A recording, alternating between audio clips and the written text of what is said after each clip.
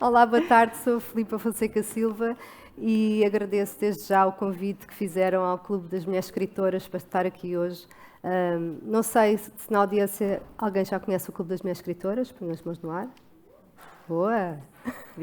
Para quem não sabe, o clube nasceu em março de 2023 e é uma plataforma que pretende unir autoras portuguesas de ficção com obra publicada para ser um meio de entreajuda e de partilha de informação entre autoras, desde o processo de escrita ao processo de divulgação, e até questões mais pessoais, nomeadamente quando temos brancas ou quando achamos que nunca mais vamos escrever um livro e, portanto, somos quase um suporte umas das outras, e trabalhamos não só para nós, mas como dizia a Virginia Woolf no seu ensaio Um Quarto Só Seu, trabalhamos também para a escritora do futuro, para que ela não tenha que viver e escrever com os preconceitos que ainda existem. E só a existência do clube quebra logo com um preconceito que é geral e transversal a todas as áreas da sociedade e que é a ideia de que as mulheres não se unem, as mulheres não gostam de trabalhar umas com as outras e só sabem dizer mal nas costas. Ora bem, nós estamos aqui há 1 ano e meio a trabalhar juntas, já temos um site, uma newsletter, uma revista e muitas conferências e eventos, e somos uma verdadeira sororidade.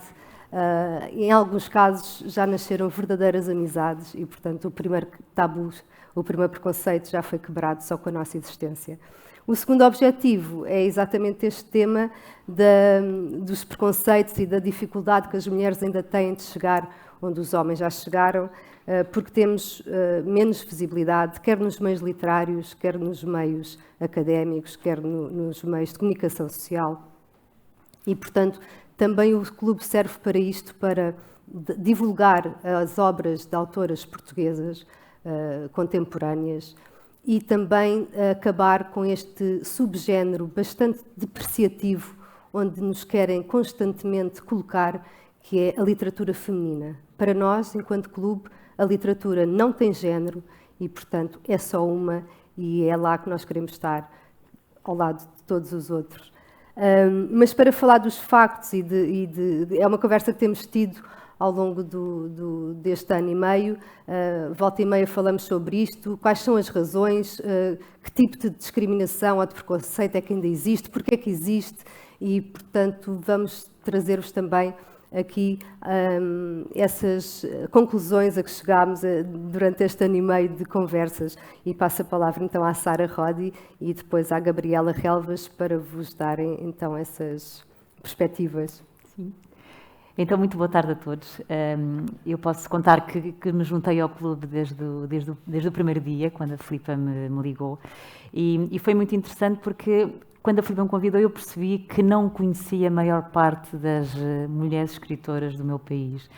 E logo isso me levou a refletir, em primeiro lugar, qual era o meu nível de preconceito, porque muitas vezes nós perguntamos onde é que está o preconceito, e eu pensei, de facto, as minhas referências ainda hoje eram maioritariamente de escritores no masculino, autores homens.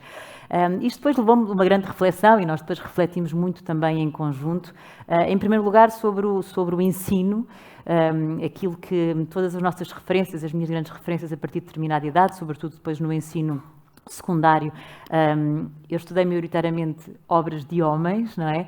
E mesmo, aliás, ainda hoje assim existe aqui muito pouca margem, são as mesmas obras do nosso tempo, há ali uma margenzinha de flexibilidade, mas ainda muito, muito pouca. E mesmo tudo aquilo que eu buscava, os livros que me recomendavam, eram maioritariamente de homens, livros absolutamente extraordinários, ok? Não é isso que está em causa, temos grandes autores. Mas tudo isso me levou, de facto, a questionar até que ponto, qual foi a mensagem que me foi passada e até que ponto é que eu interiorizei essa questão. E até que ponto é que isso hoje ainda é válido e se ainda faz sentido continuarmos a falar sobre isso. E sim, trouxemos aqui alguns números que nós recolhemos dos dias de hoje. Eu não vou ser muito particular, mas posso dizer, por exemplo, que na lista dos melhores livros de ficção de 2023 de 2 jornais diários de referência portugueses, encontramos 0 autoras nacionais. Numa dessas listas não havia sequer um autor português, o que daria outra belíssima discussão. Nas 30 escolhas de outro semanário também de referência, já havia alguns escritores portugueses, 3 escritoras entre eles, mas só uma de ficção. E depois, nas 13 sugestões de Natal de 2023 de uma revista de referência, 5 autores lusófonos, um caminho, 0 autoras portuguesas. E nos 12 livros para o verão de 2004, também 2 autoras portuguesas, e aqui já sentimos que estamos no bom caminho. E, de facto, se os livros não nos são sugeridos, será que nós os vamos comprar? Não é? Porque começa tudo aqui um bocadinho por aqui. Quando eu entrei no Clube das Mulheres Escritoras, acabei por fazer esse exercício. Porque, a dada altura, eu perguntei, mas será que os livros das mulheres escritoras, incluindo os meus, será que são piores? Porque é que eles não constam destas listas? Porque é que eles, de facto, aparecem menos nas livrarias? E posso-vos dizer que os fui ler e que recomendo vivamente, porque tem sido uma descoberta incrível das autoras do nosso clube. Depois, entretanto, havia também uma outra lista, que era a lista dos livros mais aguardados de 2024. Aqui, portanto, já não estávamos a falar de livros, ou seja, já não havia uma avaliação dos livros que tinham saído, mas sim dos livros que ainda estavam por sair. E mais uma vez, listas feitas por 2 grandes cadeiras livreiras, nenhum autor português, numa delas, um autor português na outra, nenhuma autora nacional. E, de facto, a minha pergunta era, mas ninguém está à espera dos nossos livros, efetivamente. Pronto, e a dada altura, isto também me levou um bocadinho a pensar mas será que os livros das mulheres não interessam à maioria dos leitores? E acho que nós também podemos colocar estas questões para nos interrogarmos, não é? E encontrei uns dados compilados, aliás, eu acho que nós temos, e a APL tem feito muito esse trabalho e de forma muito válida, precisamos de dados, não é? Para olhar para estas questões precisamos de dados concretos. Encontrei uns dados de 2022 internacionais que diziam que as mulheres liam mais ou menos 50% de autores do sexo masculino, 50% de autores do sexo feminino, e que o rácio nos homens era de 80-20. Isto são dados do The Guardian. E, portanto, questionei-me também, então será possível que as mulheres escrevam sobre temas que interessam menos aos homens? Ou será que os leitores homens acreditam que os livros escritos por mulheres não lhes vão interessar, mesmo sem os lerem? E aqui tocamos no ponto do preconceito. Mas se nós pensarmos um bocadinho em relação aos temas, começarmos a pensar, será que as mulheres escrevem mais sobre temas que interessam menos aos homens, sobre família, sobre maternidade, sobre a história das mulheres, e os homens, por outro lado, escrevem outros temas que são mais duros, mais de uma outra forma, mas depois começamos a olhar para os livros, e mesmo aqueles que são as minhas grandes referências, e temos homens que escrevem livros absolutamente extraordinários sobre família, que criam personagens femininas absolutamente incríveis que marcaram gerações, assim como temos mulheres, e nós temos no clube vários exemplos disso, que escrevem distopias extraordinárias, que escrevem livros de ficção histórica duríssima, que escrevem sobre factos, enfim, que nós, ao ler, de facto, como não existe, nós acreditamos que não existe propriamente literatura feminina, podem existir temas femininos, mas não propriamente literatura feminina, percebemos que de facto havia, é um preconceito, efetivamente, nós falarmos assim. E depois queria trazer-vos aqui uns outros dados, porque eu acho que uma coisa e outra se cruzam, são dados da Fundação Francisco Manuel dos Santos. As mulheres destinam mais de metade do tempo que estão em casa acordadas a fazer o trabalho não pago, que resulta da casa onde vivem e do cuidado e educação dos filhos, quando os têm, ou de familiares que necessitam. Esta proporção mantém-se praticamente igual quando a mulher é ativa no mercado de trabalho. Ou seja, do tempo que estão em casa acordadas, o conjunto de trabalhos não pagos que elas desempenham ocupam 82% do seu tempo. O tempo para si próprias fica em menos de 1 hora por dia, 54 minutos. E algumas extraordinárias ainda vão escrever.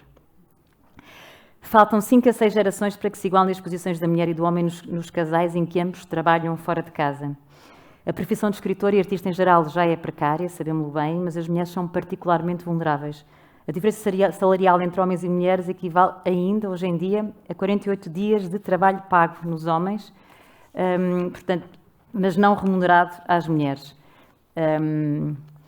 eu tenho 4 filhos e, portanto, estes temas são temas que me tocam muito e eu tenho aqui vários editores e amigos a quem falhei muitas vezes por causa da minha vida familiar. E eu acredito que trouxe-vos estes dados e ponderei muito se devia trazê-los também, porque acredito e acreditamos muito nas nossas conversas que a história da mulher e o papel da mulher na sociedade está intimamente ligado, obviamente, também ao papel da mulher na literatura. E sabemos o esforço que foi para a mulher afirmar-se, poder escrever na nossa sociedade, e sabemos que isso hoje em dia ainda não conquistamos tudo. E é muito engraçado porque nós temos aqui uma plateia cheia de mulheres, bravas mulheres, muitas de facto que têm feito coisas absolutamente extraordinárias, eu conheço muitas delas, mas muitas vezes só nós sabemos o que foi preciso para aqui chegar, não é? O quanto suámos para aqui chegar. E, portanto, se eu posso escrever e se tenho 4 filhos, faço de um ponto de vista privilegiado, porque tenho uma família que me apoia, tenho um companheiro que me apoia, parti de um ponto de princípio já privilegiado, mas muitas mulheres não o podem fazer, muitas mulheres não podem escrever em Portugal. E, portanto, se este clube existe por muitas razões, mas existe também porque acreditamos que a voz das mulheres é muito importante, que a voz das mulheres é diversa, que a voz das mulheres é fundamental numa sociedade democrática e, enquanto assim for, o Clube das Mulheres Escritoras continua a fazer sentido. Passo-te a palavra, Gabriela.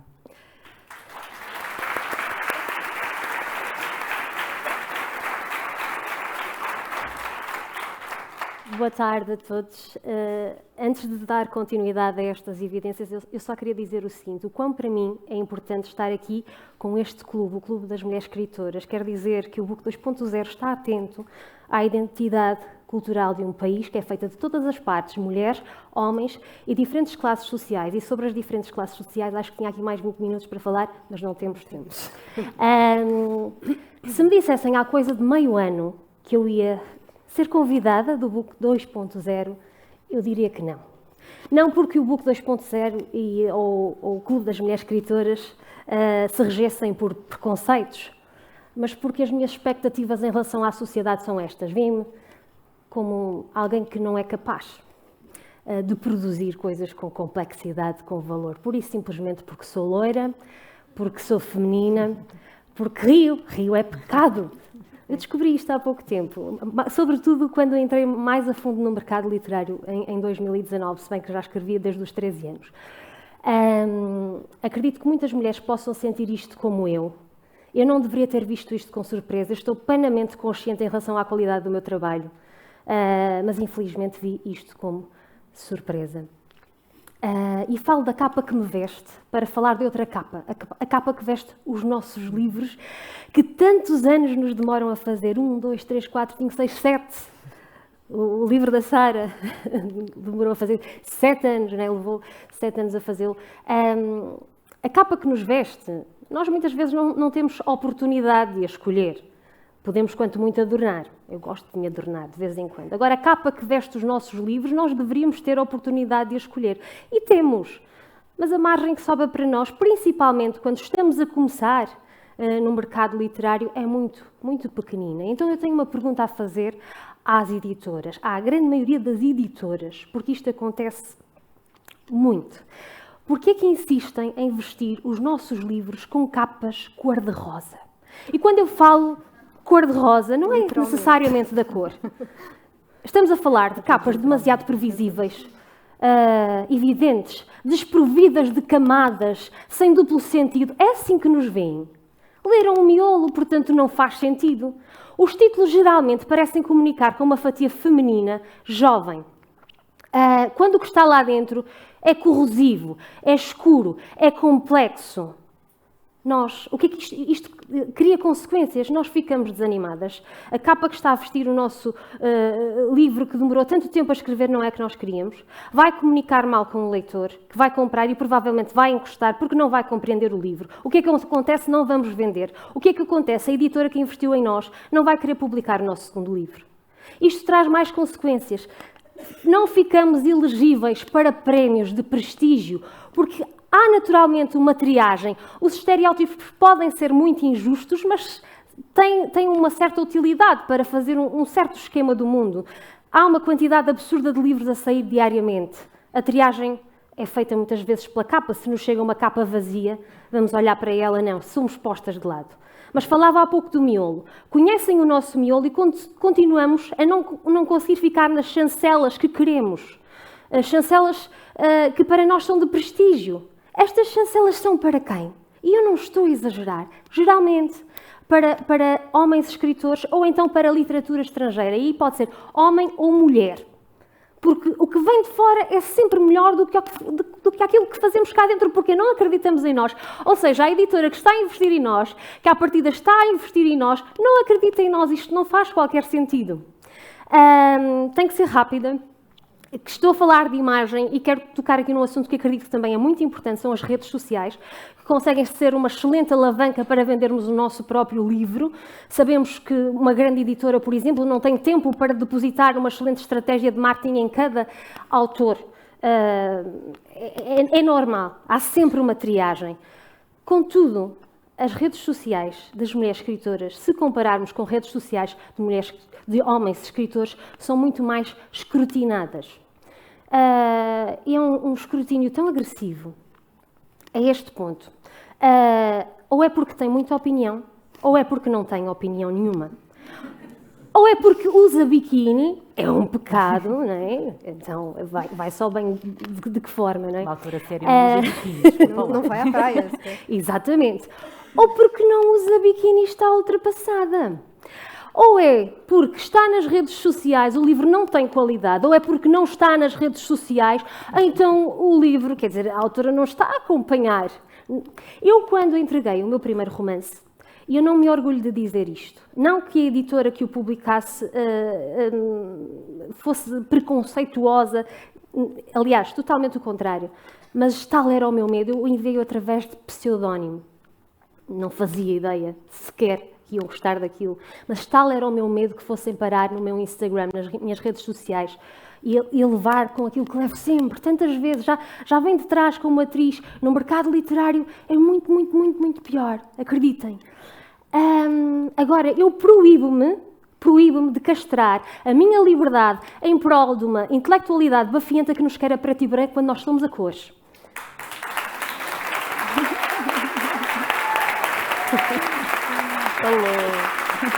E somos mesmo a cores.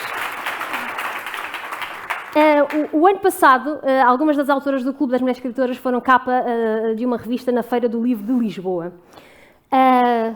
Por aquilo que nós escrevemos, pela nossa competência, pelo nosso talento. Quando eu fui às redes sociais, fiquei muito triste quando me deparei com isto. As críticas não eram sobre o que nós escrevíamos. Muitos até diziam publicamente que nunca leram nada nosso. Eram sobre as nossas roupas e os nossos sorrisos.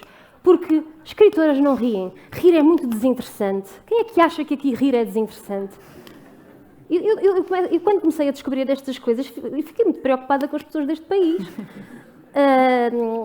E isto para dar continuidade à imagem, falando da comunicação social, porque a comunicação social também nos pinta de determinada forma, através dos títulos, escolhem para as nossas entrevistas, por exemplo, para as notícias que escrevem sobre nós. Eu li estes dias uma notícia sobre uma mulher escritora jovem, cujo título era o seguinte: a minha avó sempre me disse que devia usar mini-saias.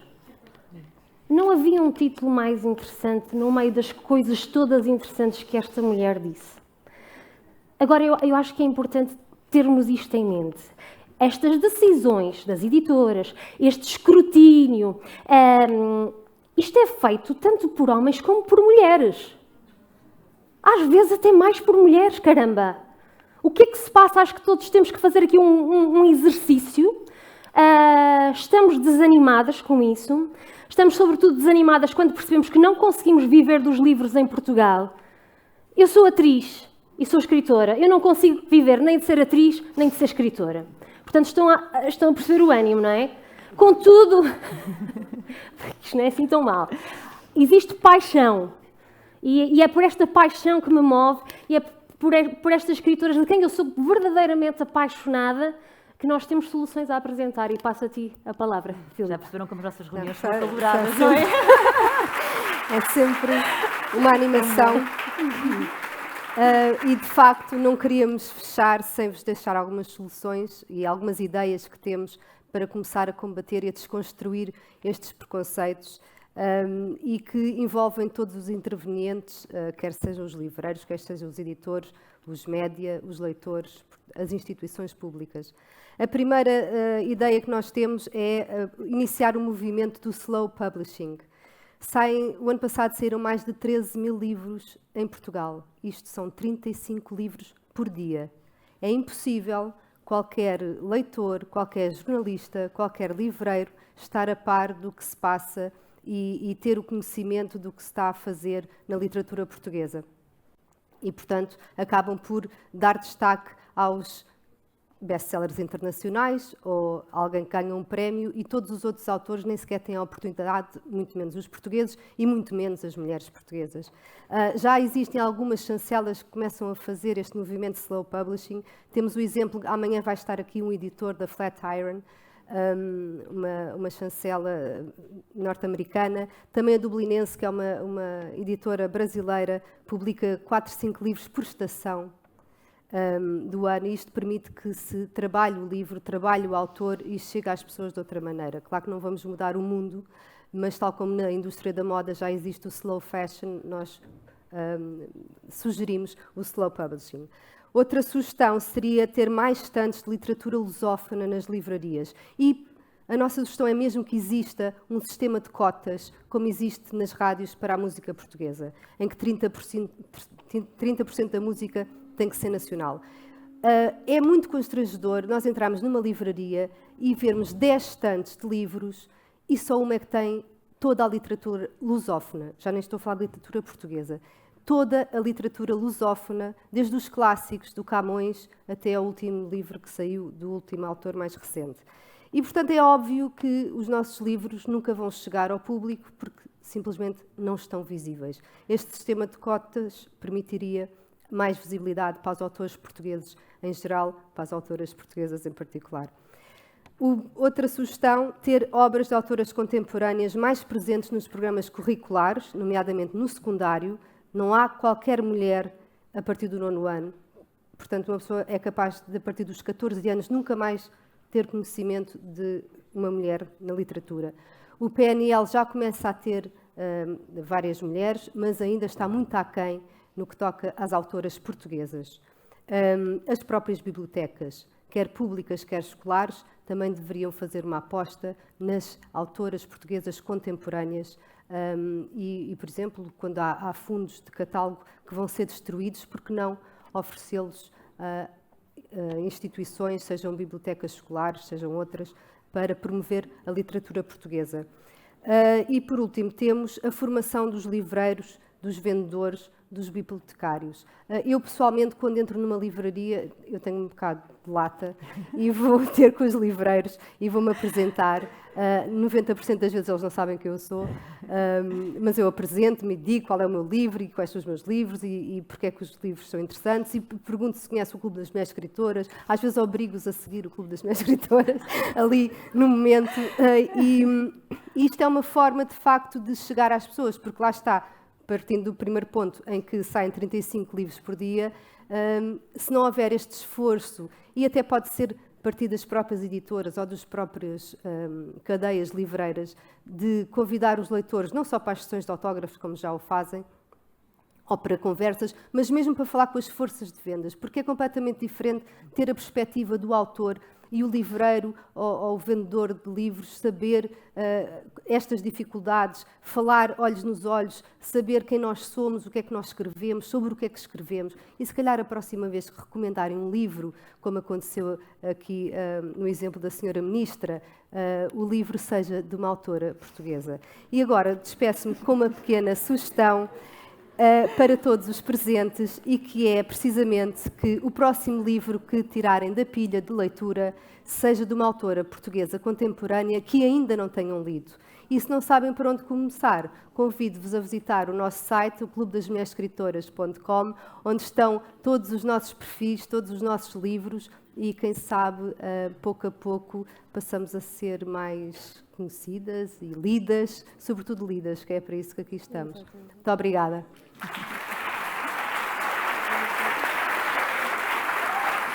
Vamos levantar. Por aqui, por aqui.